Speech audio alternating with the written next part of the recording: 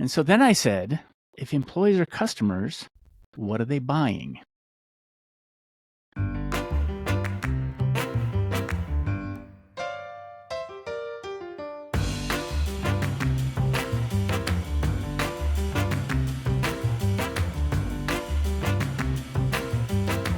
Welcome to Your Work Friends. I'm Francesca Ranieri.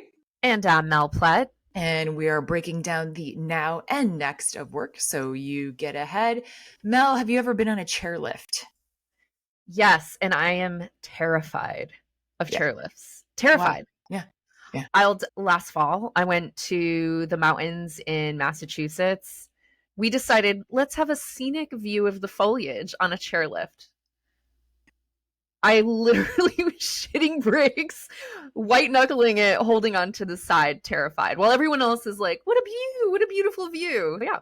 Yeah. Not a fan. Yeah. You? Listen, I grew up in Illinois. Like, ski hills were landfills that had pole tugs. So, like, I've been on chairlifts before. There's nothing like going on a chairlift where I'm like, oh, fuck, I forgot. I'm afraid of heights. We were in Mount Hood this weekend and did the chairlift up to the 7,000 foot mark on Mount Hood. Oh my God. It's also a little different when you're with a 7-year-old, new fear of heights realized. And like, where's the seatbelt on this thing? No shit, where's the seatbelt? Yeah, I'm automatically being like, there's about 72 ways I'm going to die today. Yeah, understood. Yeah.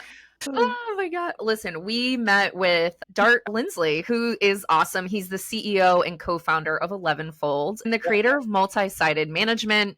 He's the host of the Work for Humans podcast, which is rad and you should listen to it. And he's an author and a speaker. And he wrote an article in Harvard Business Review back in 2024 talking about reimagining work as a product, which immediately piqued my interest because I'm like, all right, we're hearing a lot about gig economy, portfolio careers. What are we saying? What are we saying here? And he's really developed a system to help develop work as a product, which I found interesting. I don't know. I loved this conversation. I think it's fun to think through some of the concepts that he shared with us. Here's a couple of things that stood out to me. One, work as a product that employees buy into. Start thinking about your employees as customers, which you and I talk about often for good employee experience. And then organizations getting more clear about the jobs that actually need to be done. That to me is huge because we have a lot of erroneous job profiles out there or job descriptions that are just for compliance, but don't really talk about the actual work that you're being hired to do. And that's a real big gap in my mind in the workplace experience. What do you think? Yeah, I love this because it really does challenge some of the default assumptions about corporate life. We historically have treated employees as inputs instead of people with their own goals and needs. And so if we're not even assuming that people have their own needs, their own wants coming to it, and if you aren't even clear about the product you're creating, it's always going to be a mismatch. Getting really clear on what is the product or the experience we have here can only be better for both parties, especially now when most orgs really need to be thinking about what does work look like, especially with AI and AI agents. This is the time where everyone gets a clean slate. We're all doing this together. Think about your jobs as products. Yeah, Dart's been able to create something that measures this in real time, and it's really powerful. Yep. With that, here's Dart. Thinking.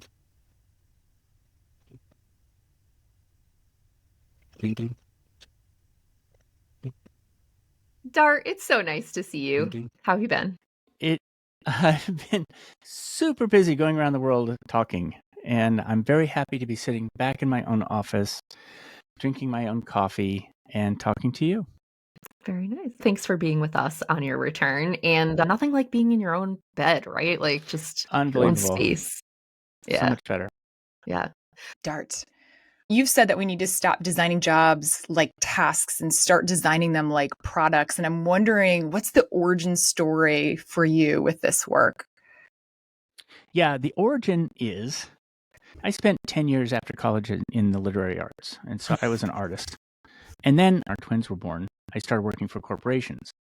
And I always felt a little bit like I had to hold them in tongs a little bit away from me. So I always stayed a little bit distant and tried not to be absorbed by them too entirely when I started working in HR organizations. And I thought that the main job of human resources was to get the talent necessary for the company to achieve its strategy.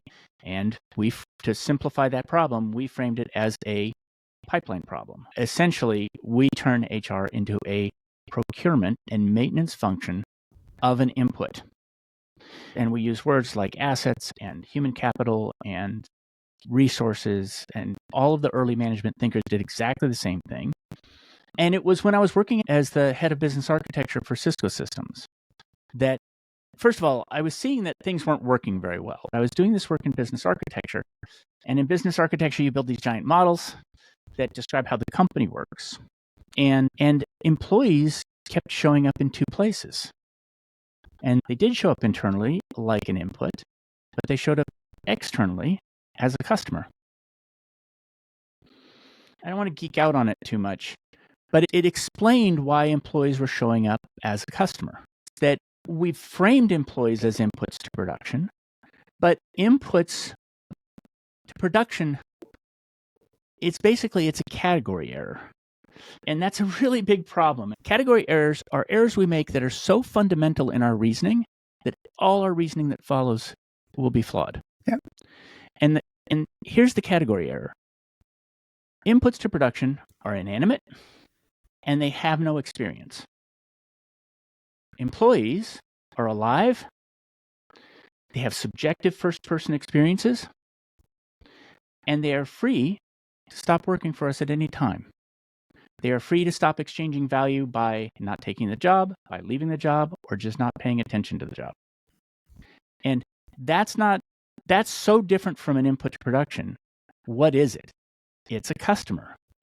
And that opened up all of the research that I've done since then, which is really digging deeply into what it is that people want from work so that we can design it better. We're good at product. Look around. Just if you look around, you'll see that we've made 1 million products. We know how to do it. So that's when it happened. It happened over a decade. It wasn't like an aha. One of the things I'm wondering about is that they're a customer and they're buying work. Not to be totally esoteric, but what is the work they're buying? Expand on that, because that could mean a couple of different things. Do you find that everybody has the same definition of work? I find that nobody has the same definition of work. So this is what's interesting, because when I think about a customer or even like a product journey, when we're like doing product development and you're thinking about a consumer life cycle, taking them from awareness all the way through loyal, coming back into the cycle, all this good jazz, like you're talking about, it feels like what they're buying is stable, right? In a way, it's like they're buying the Sephora Summer Fridays lip gloss or something of this sort. How do you design for that when everybody has a different definition of what they're buying? The question I asked, that opened up a lot of doors, and then let me say how people answered it, and then what some of the patterns that emerged were, if that's okay. Yeah, please. So the question I have asked many hundreds, probably almost 1,000 people, is what job do you hire your job to do for you? And people say, what? And so I say, your job hires you to do something for it. What do you hire it to do for you? And this is a product marketing question that was developed by Clayton Christensen and Bob Mesta at Harvard. And what it does is, instead of asking people like, how do you want me to design this cup? Ask them what they want to do with the cup, and you'll be able to find innovative solutions for what they really want. And people answer, a lot of the ways people answer is very expected, which is I hire my job to pay the bills. I hire the job to take care of my family. I hire my job to learn. But they get more and more. There's 35, 40 different things that people answer when they answer this question. I hire my job to give me interesting puzzles to solve, or to give me a worthy opponent. I hire my job to pay my debts to my family who got me here, to show them that I have achieved what they worked hard for me to achieve. And the thing is that these might sound close to each other, but from a designer's perspective, they're actually distinct. I hire my job to invent. Some are simple. I hire my job so that I can live where I want to live. Sometimes they're sponsoring my visa, or sometimes it's just I want to live near the beach. I could go on and on with these. But what's important about them, I'll just tell one more story, which I tell all the time because it's one of the surprising ones. One person I interviewed, and by the way, I've never interviewed somebody where they gave me an answer and I never heard that answer again. I always hear it again. This person was the first person to say, I hire my job to pretend. And I said, what do you mean? Hire your job to pretend? He says, yeah, I like to go to work and I like to pretend to be a vice president. And I pointed out to him that he is, in fact, a vice president. He's been a vice president at 4 Fortune 50s. And he says, no, I'm a jazz musician. He says, I spent my 20s and 30s on the stage and I learned to love an adoring audience.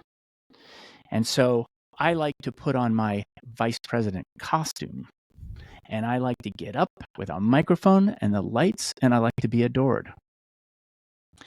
So there's a lot of different answers. And not only are there 35, 40 different things that people want from work, they want them in combination. On average, most people want 8. Some people want as many as 20 of these things, which may be impossible. Many of them are mutually exclusive. And the second question I started asking more recently is, what does your job cost you?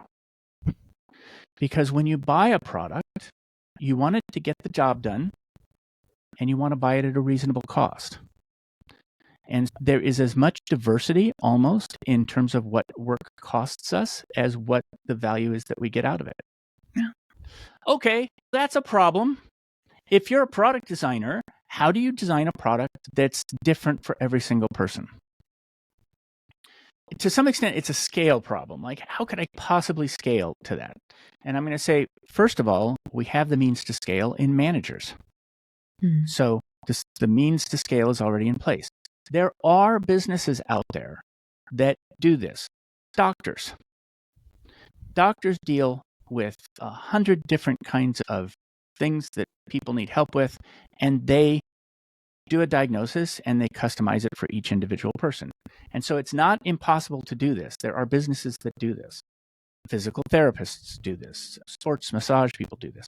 But changing the role of managers, it is, and also to some extent employees, it's very possible for managers and employees to co-design work that is way better. And what it takes is mindfulness. The manager changes their role from being a top-down controller of an asset. So the org chart shows them above with boxes down below. And instead, we're going to flip the org chart. They're going to be in a support role. And they have 2 big roles. One is being a broker between 2 markets now. So they're orchestrating the value that flows from their employees, from the team, to the traditional customer, but also the value of the work that flows from the traditional customer to their team. And so they become conscious of 2 flows of value and are working to optimize both of them. And they become designers, which is that they now need to be able to do need finding with their teams, understand their differences, and teams and managers together work to build better work. I love this idea of kind of product design, because when I'm hearing 2 things, and it's interesting, we talked to Bob and Michael about their book Job Moves and the work that they're doing, especially around interviewing your go-to organization and really figuring out what you want, and then is it a fit? And what I'm hearing you talk about is you're a product designer, you're product designing your career by getting very in touch with what do you want personally, your 8 things around work. But I'm also hearing that managers are now product designers for their people and being that broker between the work that needs to be done and the ecosystem that they need to do it in. That's correct. I know we wanted to, go ahead, sorry. And I was going to say, and I love what they're talking about. In my experience, you cannot discern from interviewing a company whether they're going to give you what you want because it's much more fine-grained than that.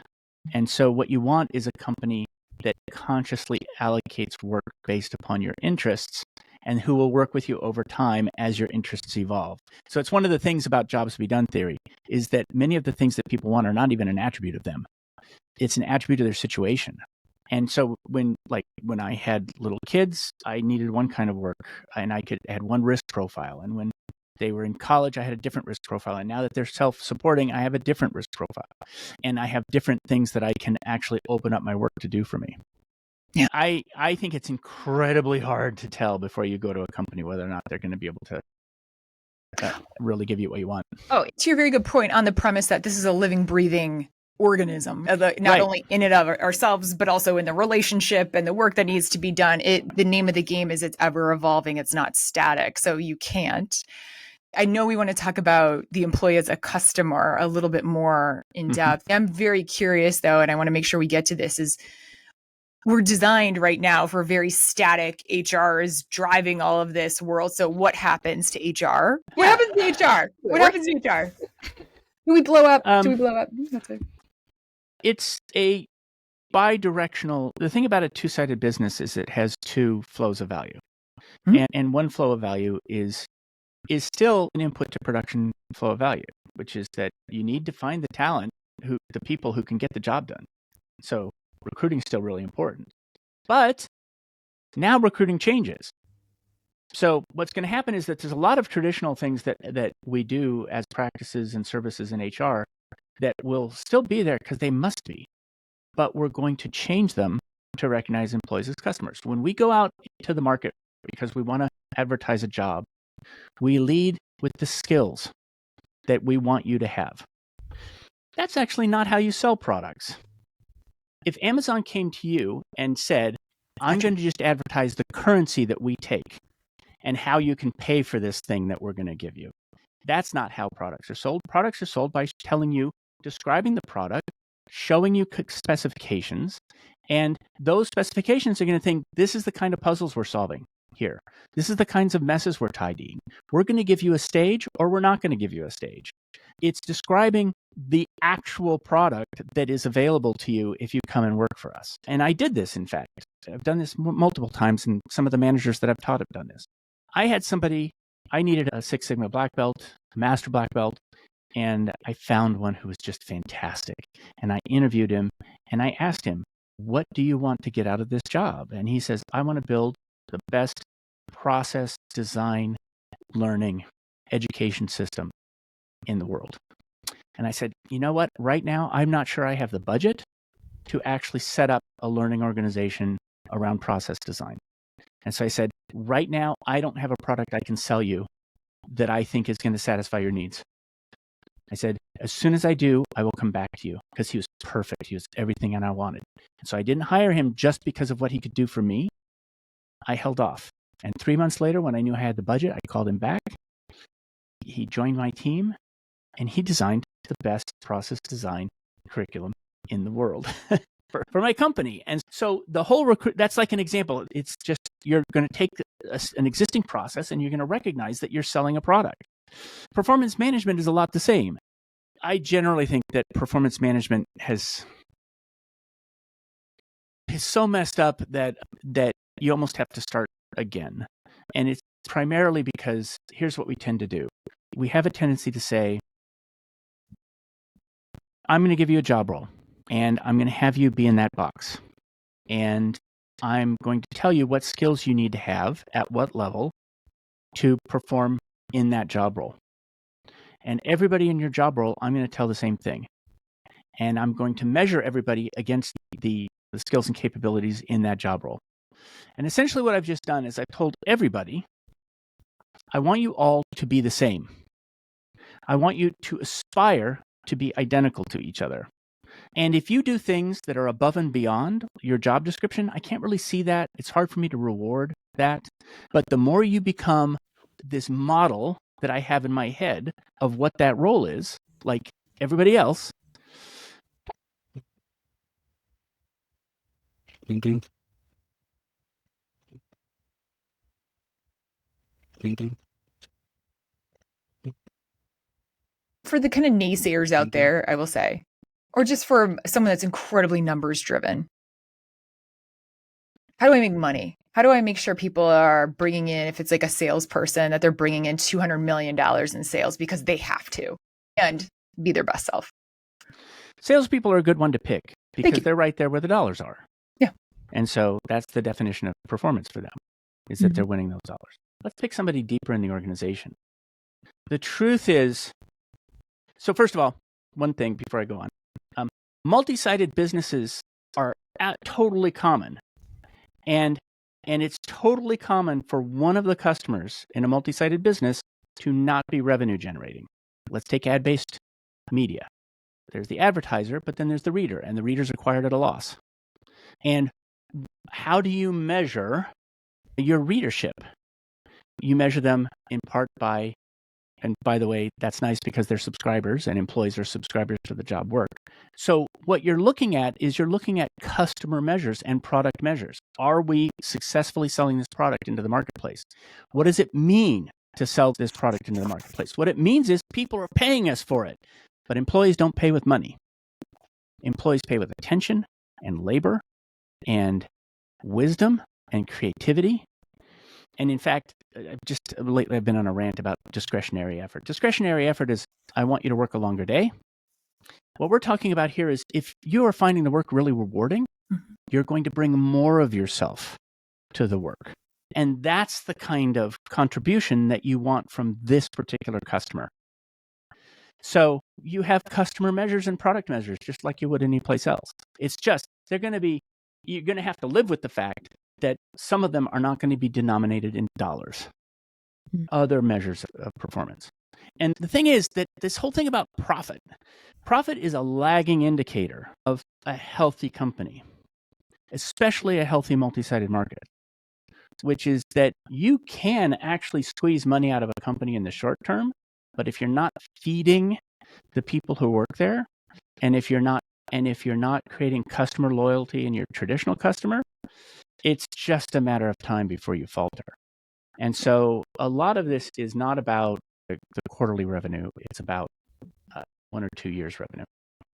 Actually, the boss-employee relationship is actually a really good use case there, Dart, as you're speaking. When I think of a performance indicator for a leader, that comes down to retention.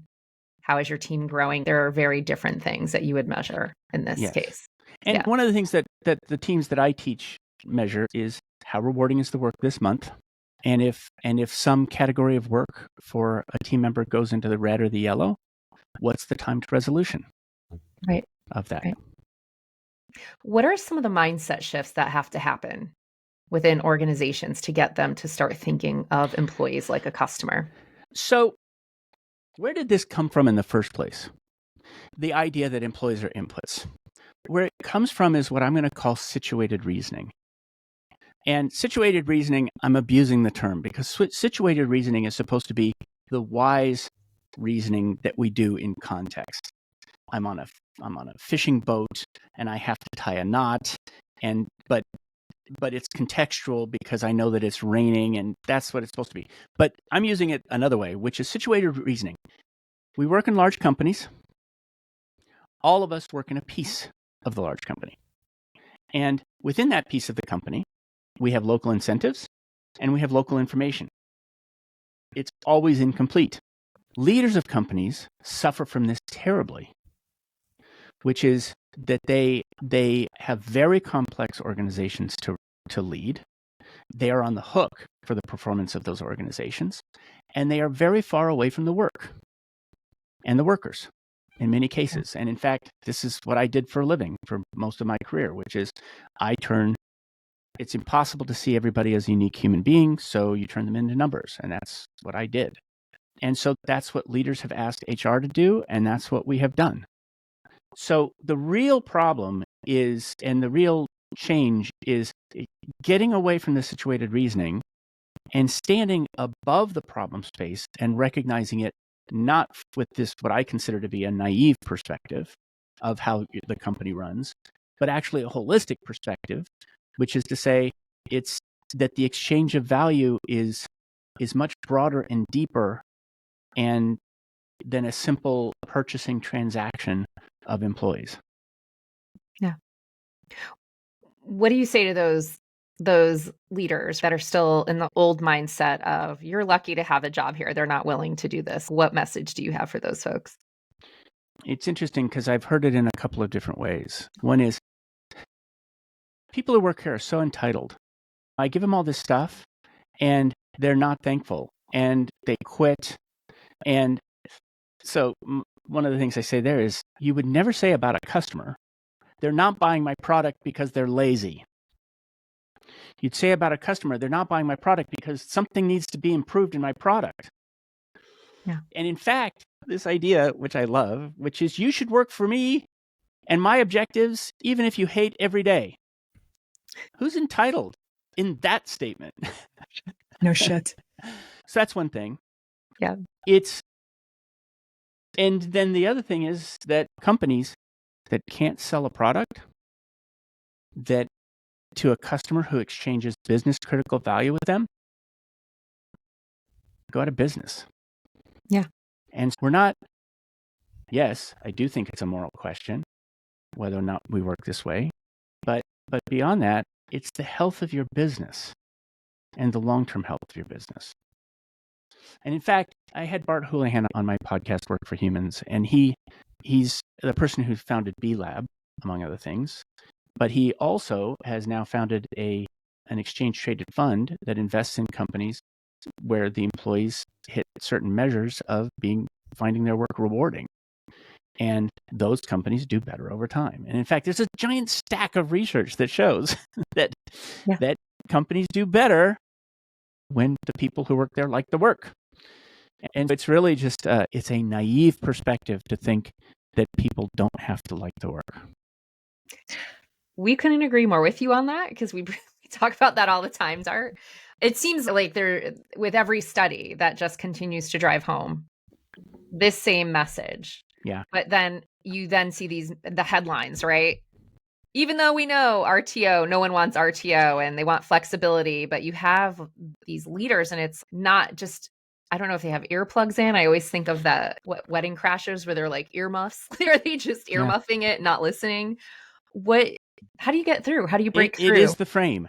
Yeah. And this is my fundamental belief. Yeah. That until we destabilize the frame as employees as inputs and replace that with employees as customers, the frame of employees as inputs will always tend to underestimate employee agency, underestimate employee complexity. It will at every single point try to simplify the problem by turning people into numbers and by trying to get everybody to be better inputs. And better inputs means more the same, more uniform, and we just buy them. And then we're done. And so that whole mindset is an absolutely blinding mindset. It makes you dumb. It's so interesting because as someone who I have a strong background in talent acquisition, right? So I've spent many conversations with candidates between hiring managers, and you're in a unique role because your good recruiters are understanding what the business needs, but also what the individual needs, because you might make a bad hire if it's not a match. So that's your kind of job. Like I see recruiters at the heart of helping turn this shift because they're already in a space where they see talent as customers because they're selling them this opportunity, but they also need to if they want talent that stays, right? Or that really aligns with the business goals, they need to understand what the talent needs to thrive as well. And so there's almost like this unique, it sounds, and you tell me, I'd be curious to hear what you think. There's a real opportunity where talent acquisition can start the shift. Yeah. Talent acquisition gets it more than any other function because they are there at the point of sale. And so they get to be face to face with individuals as opposed to seeing them far away as numbers. And they see what people want. Now, they don't actually necessarily, they have a tendency to go forward with, here's the pay, here's the job, here's the title, here's all this stuff. Not what job do you hire your job to do for you. And things would be better if we did that. But there's another piece to this, which is there's sales, which is recruiting. Mm-hmm. You're selling this product, or you're selling subscriptions to the product, actually. Yeah. And then Theodore Levitt said, that sales' job is to get rid of stuff the company has. And marketing's job is to make sure that they have stuff they can get rid of. Recruiters are put into a position where they have to sell a product that they actually don't know very much about the specifications of that product, but also they don't have any control over the quality of that product that they're selling. And so there needs to be a much better link between the sales team and the marketing team, and there needs to be a marketing team, which there really isn't. What the rest of HR is doing is essentially treating workforce as things. Even though, and let me just say something, I'm HR, so when I throw rocks at HR, I'm throwing rocks at me. But the thing I want to say is every person in HR knows people are people and knows people are humans. We have built a system that treats people as things, and we have to function within that system, and it actually causes us moral harm, moral injury for us to do that in many cases. Yeah. Do you think AI is going to exacerbate this? Yes. So let me say, there's the two different mindsets are going to apply AI very differently. The mindset of employees are inputs to production, and I wish they were more like things, is going to be delighted by replacing them with actual things. Yeah. And I think it was who said that improved means to unimproved ends doesn't get you a better outcome. And in employees or customers model and work as a product model, we're going to look at AI very differently. So one of the things I've done is I've interviewed a lot of people about what is your favorite tool of the trade. Tools play a very interesting role in work, which is there's the work, there's me doing the work, and then I had this mediating thing, which is the tool I'm using. And so I was interviewing my barber because nobody gets away from my interviews. And I said, what's your favorite tool of the trade? And he said, it's these Hanso shears right here. And I said, why?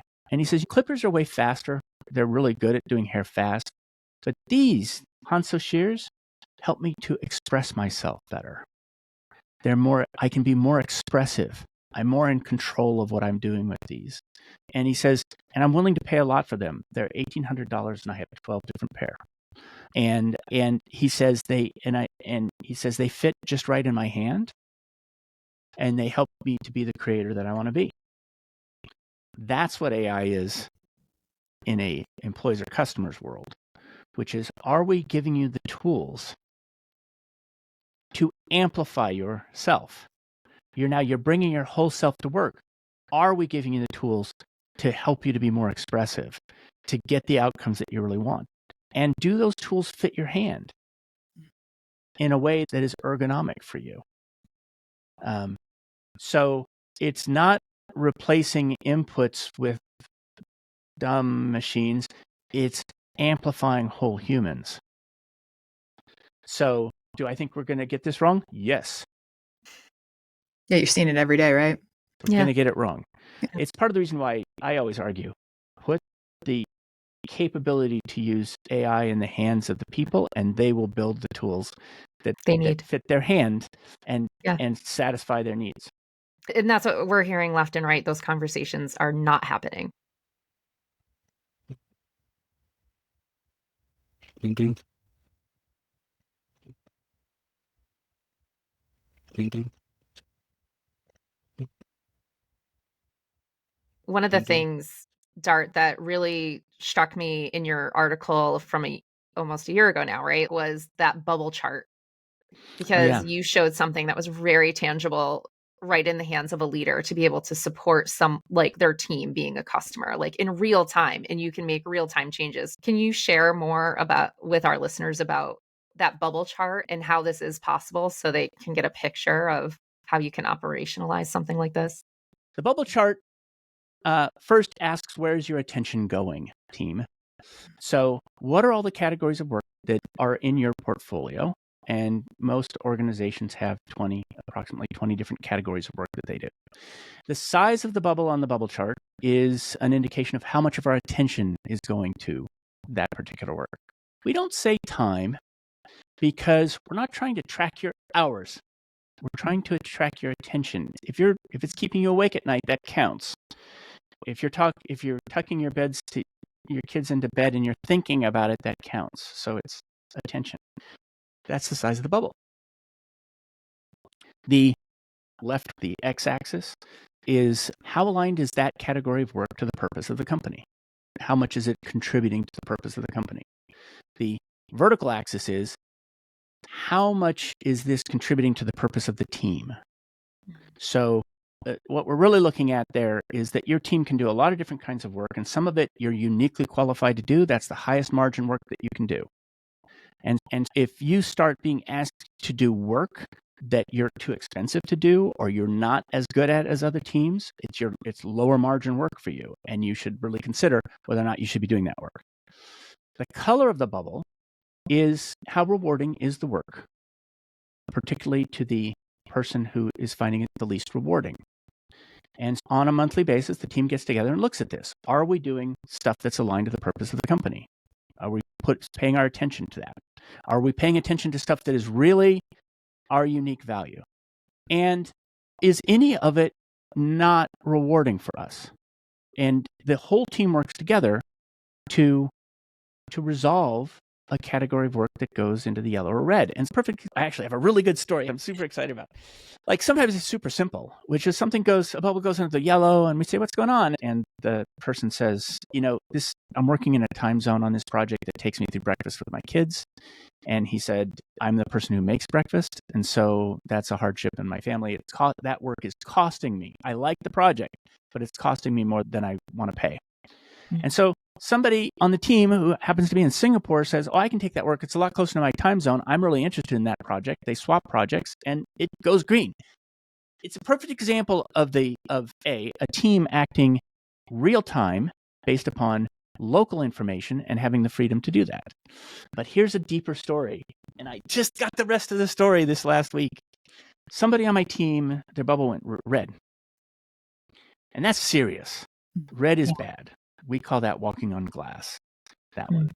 And she said, the client is bullying me. Common. Yes.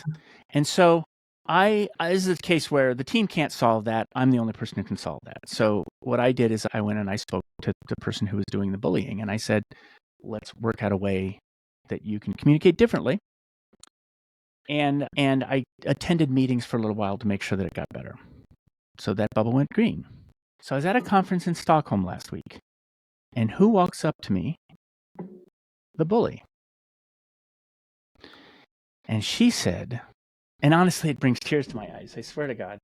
She said, look, you talked to me about one of your employees a number of years ago. This was 8 years ago.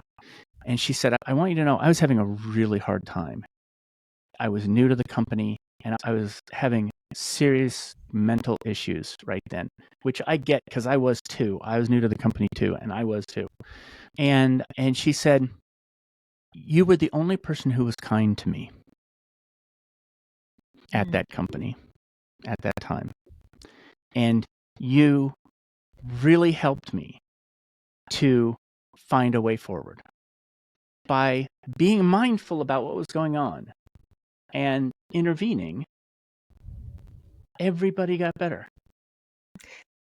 And you had the real-time data to help you do that, to facilitate. It's by paying attention. Right. You didn't know that politics are a cost to some people, and somebody's bubble goes red because, this is a really political project, and I hate that.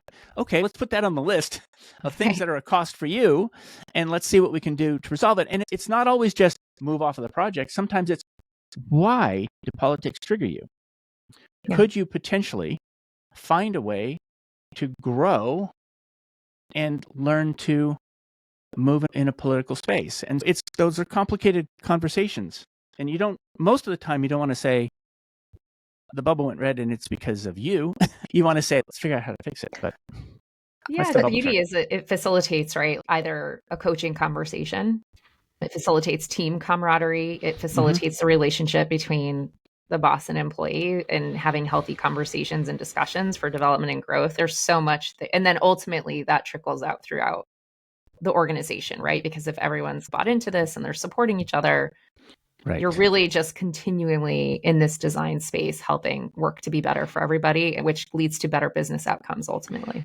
And what's beautiful about the bubble chart to me is that it is an absolute manifestation of the multi-sided business, of a multi-sided management system. You are asking, are we doing the highest margin work that we can do? Yeah. And you are also asking, are we adequately serving the needs of the employee customer?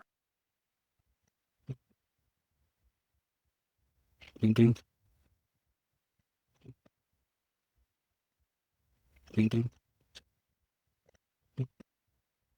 Listen, we're going to jump right in. How do you feel about doing a quick rapid round of questions? Okay. Let's go. It's 2030, Dart. What's work going to look like? Can I pick 2035? Because I do think it's going to take a little longer. In 2035, in many ways, things won't have changed at all.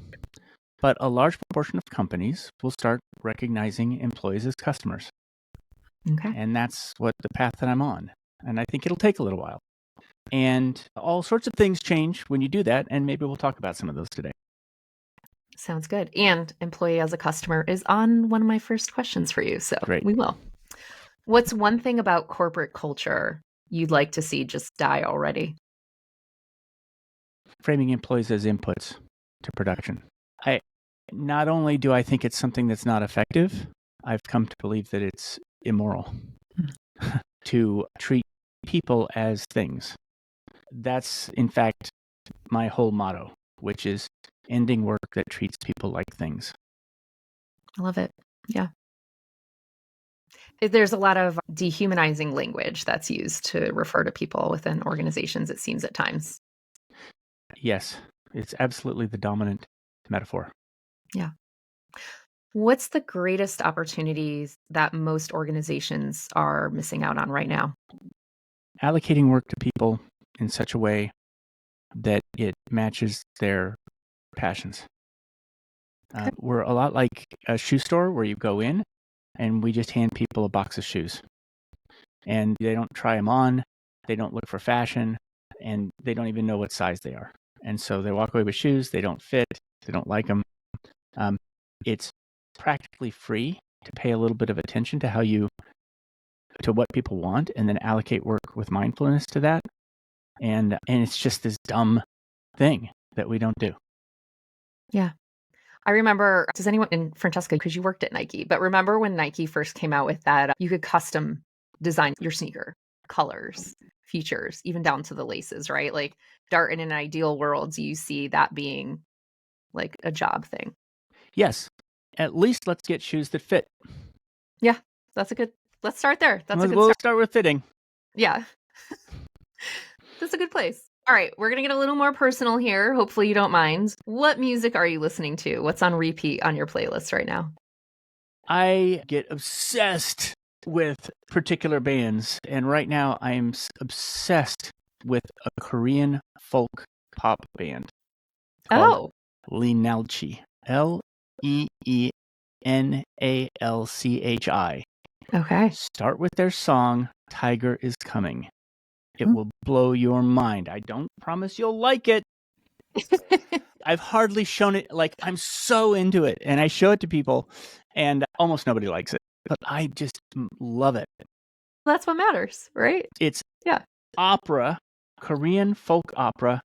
Okay. With a bass line. Ooh, interesting. All right, well, I know what I'm doing this afternoon. I gotta go check that out now when I go for my walk. What are you reading? It could be a old-fashioned book, Kindle, or audiobook. What's on your list? So, I was a literature major, and I read an awful lot of very trashy science fiction, but there's a kind of science fiction that I think that I'm loving, and so it's hope punk. I'll check it out. I actually find myself steering away from science fiction because of the experience from the 80s and 90s, where it's just so depressing to me. So I will check it out, because I think, like, knowing that there's hope behind it sounds like a good change. Yeah, it's really lovely. Yeah. Okay. Who do you really admire?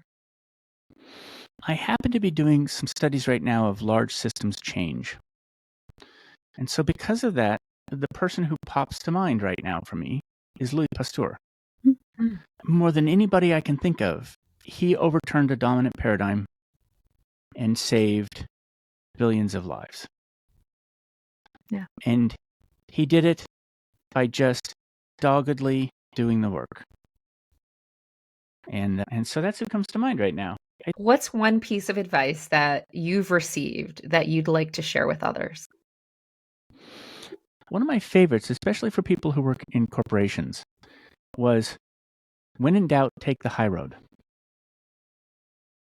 I remember I went to my manager and I said, look, I've got these two options. I can go this way or I can go this way. And this way's a little bad. And he said, when in doubt, take the high road. And ever since I have done that. Smart advice. Yeah, it's nice. It's simple to apply. Yeah. When if you've got two options ahead of you and one seems low road, just take the high road. Yeah. Michelle Obama, when they go low, we go high. That's right. Okay. Maybe she had the same manager. Dart, thanks so much for joining us today. Where can people find you? 11fold.com. Work for Humans is where this conversation is going on. And so there's 150 episodes there. All right. We'll post all those links so you can like and subscribe to all of Dart's places. And for the article, Dart, we're going to include that too. Oh, good. People should read it. It's so good. It is good. Yeah. We went deeper into it today than we were in the article. Thank you for your time. Thanks. Thank you. This episode was produced, edited, and all things by us, myself, Mel Plett, and Francesca Ranieri. Our music is by Pink Zebra. And if you loved this conversation and you want to contribute your thoughts with us, please do. You can visit us at yourworkfriends.com.